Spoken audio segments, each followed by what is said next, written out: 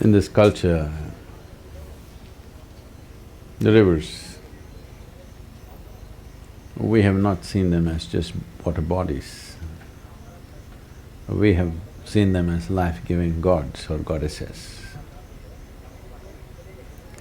To a thinking mind, which can think only within the limitations of its logic, this may sound foolish or very rudimentary. While a river is a river, how is it a goddess?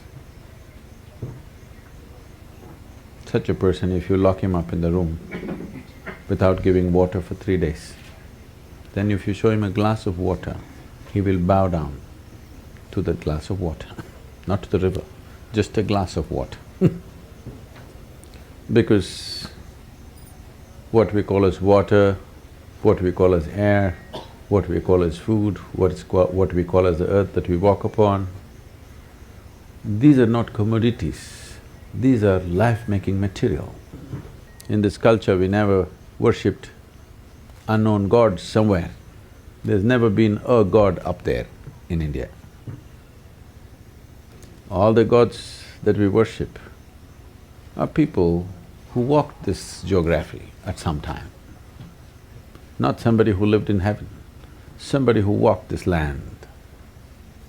Whether you take Shiva, Rama, Krishna, whatever, they all walked this land, went through trials and tribulations that every human being goes through and much more. Only thing about them is, no matter what kind of situations happen about them or around them, no matter what kind of challenges life threw at them, they did not deviate from their inner nature. They did not succeed many times. They did not miraculously achieve some great result. They failed actually in their lives, but they did not deviate from the nature of how a human being should be within himself. What was happening outside, whatever turmoils happened, what you call as Mahabharata is one great turmoil from beginning to end, all kinds of things, ending in a terrible, disastrous war. But still, one man remained untouched, actively involved, but untouched. So it is for that that we worship them, not because of their success, not because of some miraculous powers, not because they landed from heaven. They all were normal births for their mothers. Nobody landed from the sky. And they walked this land like all of us, went through everything that all of us go through and much more. But still we worship them because they remain untouched. In many ways, a river represents that it doesn't matter what kind of people touch it, because of its nature of flowing, it remains pure and always there. So we never saw rivers as water bodies, we never saw rivers as just geographical happenings. We always saw them as life-making fundamentals for our life, because over 72% of our body itself is water. Over 70% of the planet itself is water. If we are looking for life, we look for a drop of water first. So having said this, the fundamental science about transcending or transforming human life is called Bhuta Shuddhi, that is cleansing of the 5 elements.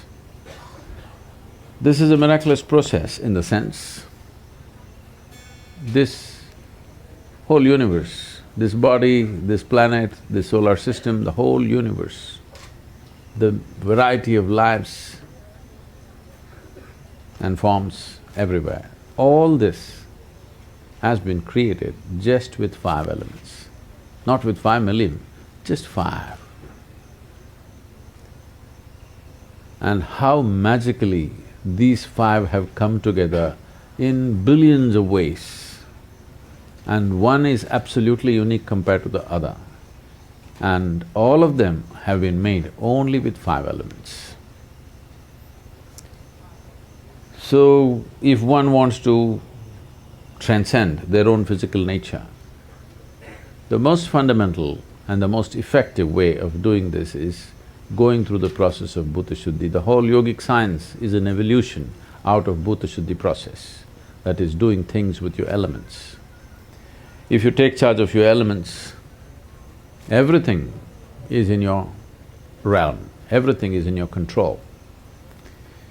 Water is 72%, 12% is earth, 6% is air, 4% is fire, the remaining is Akash.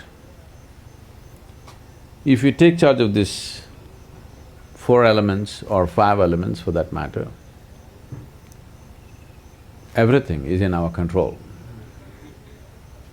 One who masters 5 elements is considered master of the universe. Water is predominant because 72% is water. If we keep the waters in this body pure and good, health, well-being is simply taken care of.